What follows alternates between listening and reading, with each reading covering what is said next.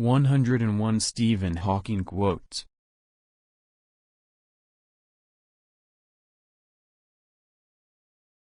1. Remember to look up at the stars and not down at your feet. 2. Never give up work. Work gives you meaning and purpose, and life is empty without it. 3. If you are lucky enough to find love, remember it is there and don't throw it away. We are just an advanced breed of monkeys on a minor planet of a very average star. But we can understand the universe. That makes us something very special. Quiet people have the loudest minds.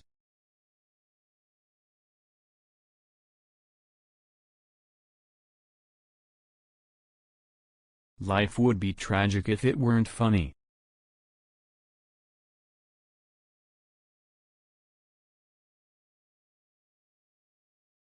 Intelligence is the ability to adapt to change.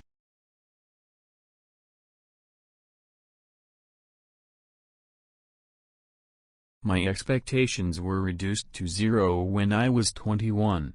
Everything since then has been a bonus. I have noticed that even those who assert that everything is predestined and that we can change nothing about it still look both ways before they cross the street. The victim should have the right to end his life, if he wants. But I think it would be a great mistake.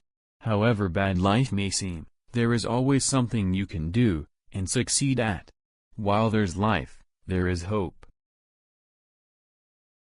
One of the basic rules of the universe is that nothing is perfect.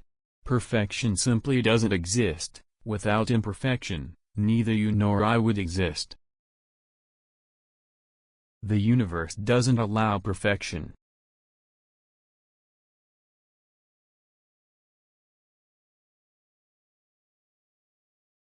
My goal is simple. It is a complete understanding of the universe, why it is as it is and why it exists at all. There is a fundamental difference between religion, which is based on authority, and science, which is based on observation and reason. Science will win because it works. Although I cannot move and I have to speak through a computer, in my mind I am free.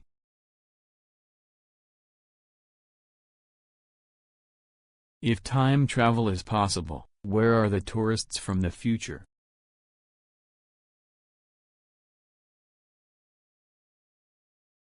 The thing about smart people is that they seem like crazy people to dumb people.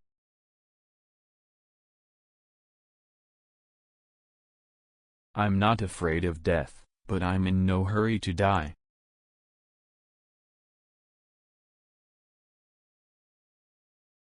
I don't think the human race will survive the next 1,000 years, unless we spread into space. We have finally found something that doesn't have a cause, because there was no time for a cause to exist in. For me this means that there is no possibility of a creator, because there is no time for a creator to have existed in. I regard the afterlife to be a fairy story for people that are afraid of the dark.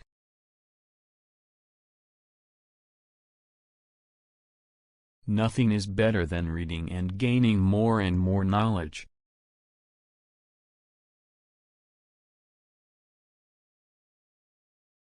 However bad life may seem, there is always something you can do and succeed at. Where there's life, there's hope. It matters if you just don't give up.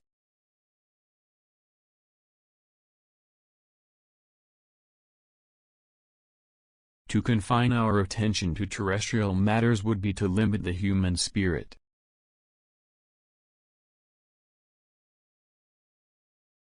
The idea of 10 dimensions might sound exciting, but they would cause real problems if you forget where you parked your car.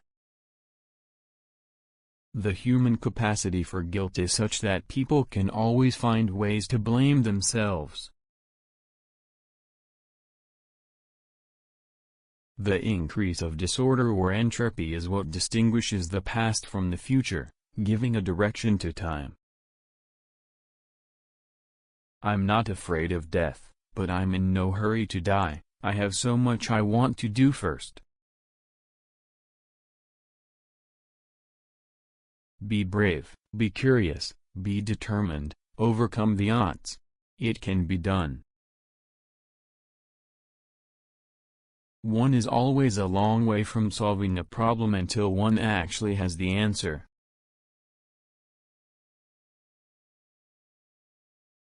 Time and space are finite in extent, but they don't have any boundary or edge.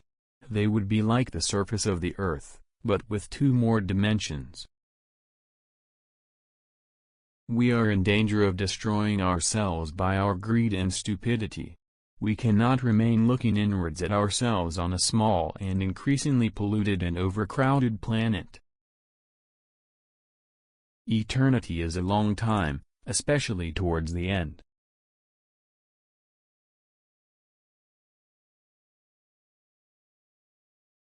Government works best under the glare of public scrutiny. Absent such scrutiny, abuses occur. The human race does not have a very good record of intelligent behavior.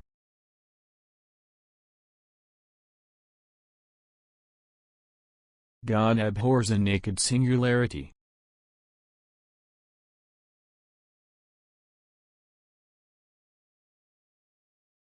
Simplicity is a matter of taste.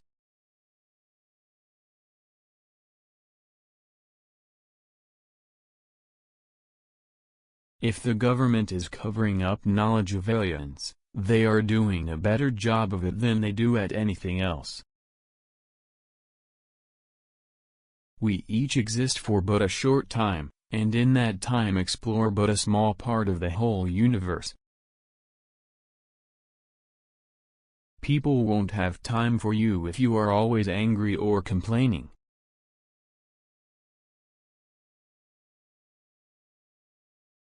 Thus, in a sense, we are all doomed, even if we stay away from black holes.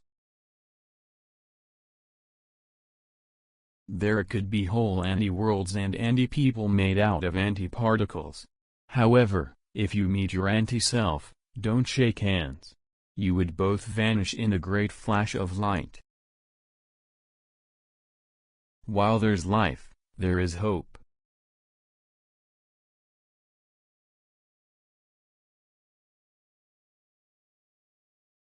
I have spent my life traveling across the universe, inside my mind.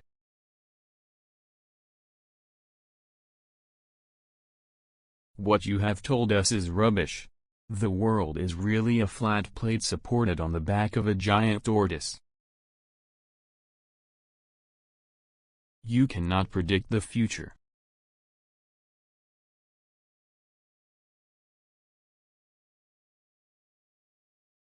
Mankind's greatest achievements have come about by talking and its greatest failures by not talking. It doesn't have to be like this. No matter how powerful a computer you have, if you put lousy data in, you will get lousy predictions out. It is said that there's no such thing as a free lunch. But the universe is the ultimate free lunch. It is hard to imagine how free will can operate if our behavior is determined by physical law, so it seems that we are no more than biological machines and that free will is just an illusion. It's the gravity that shapes the large-scale structure of the universe, even though it is the weakest of 4 categories of forces. The universe in a nutshell.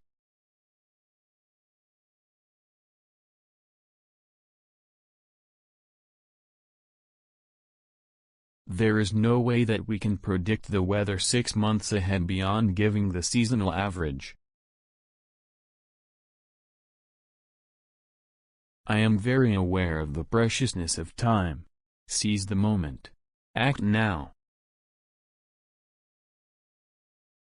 Each exists for but a short time, and in that time explore but a small part of the whole universe. The most remarkable property of the universe is that it has spawned creatures able to ask questions. Not to take this web of dualities as a sign we are on the right track would be a bit like believing that God put fossils into the rocks in order to mislead Darwin about the evolution of life. Scientists tend to risk theories they admire.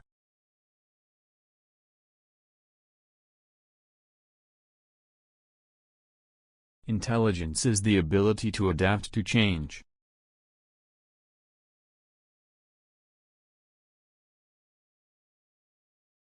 When a book was published entitled 100 Authors Against Einstein, he retorted, "If I were wrong, then one would have been enough." Or in other words, why does disorder increase in the same direction of time as that in which the universe expands? The people who actually make the advances in theoretical physics don't think in these categories that the philosophers and the historians of science subsequently invent for them. As a father, I would try to instill the importance of asking questions, always.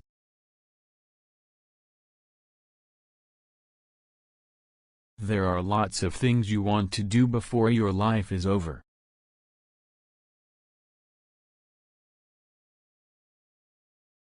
We create history by our observation, rather than history creating us.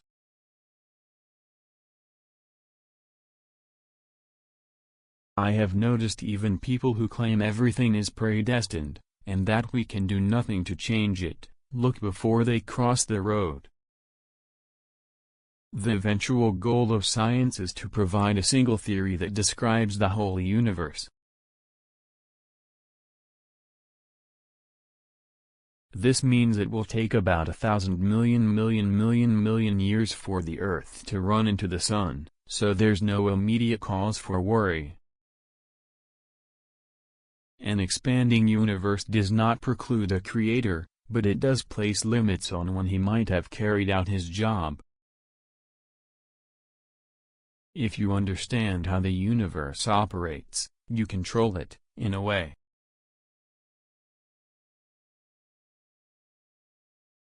When you're faced with the possibility of an early death, it makes you realize that life is worth living and there are lots of things you want to do. However difficult life may seem, there is always something you can do and succeed at. Ignorance of nature's ways led people in ancient times to invent gods to lord it over every aspect of human life.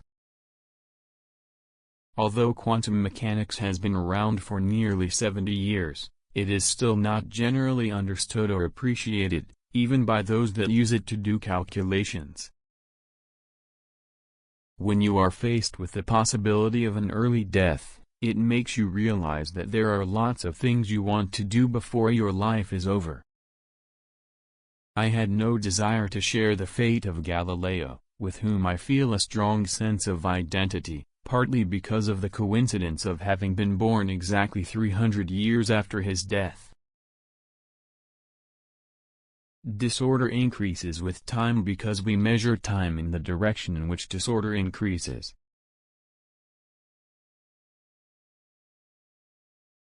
However, one cannot really argue with a mathematical theorem.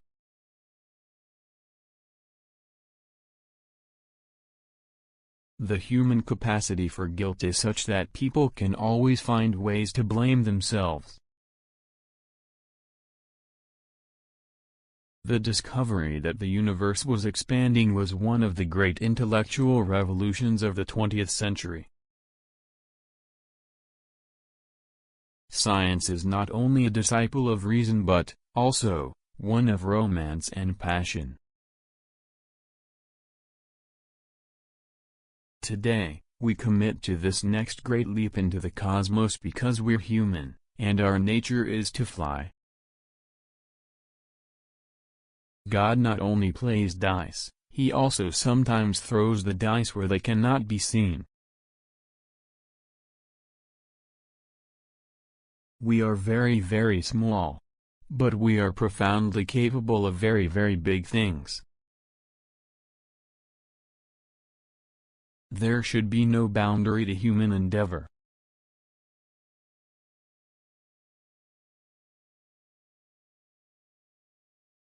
Black holes are not really black after all, they glow like a hot body, and the smaller they are, the more they glow. Be brave, be curious, be determined, overcome the odds. It can be done. If a star were a grain of salt, you could fit all the stars visible to the naked eye on a teaspoon, but all the stars in the universe would fill a ball more than 8 miles wide. Black holes might be useful for getting rid of garbage or even some of one's friends.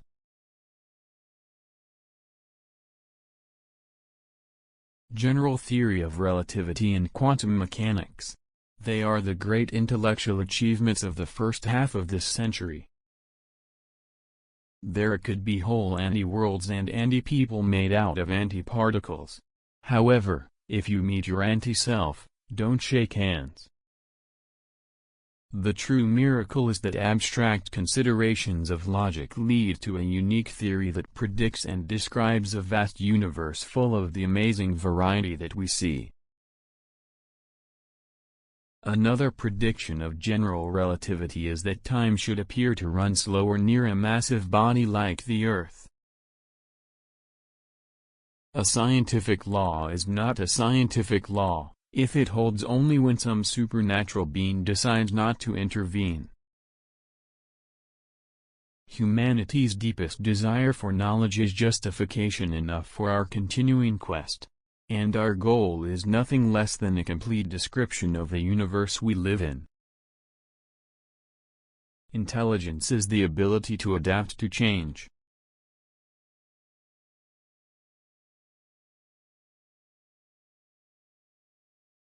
String theory is rather like plumbing, in a way.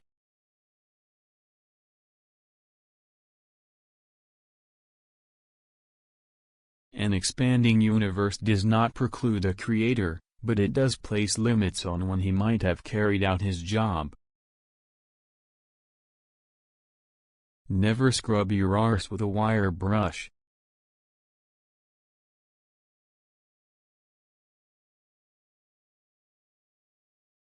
Whatever happens on Earth, the rest of the universe will carry on regardless. So Hamlet was quite right. We could be bounded in a nutshell and count ourselves kings of infinite space. Equations are more important to me, because politics is for the present, but an equation is something for eternity.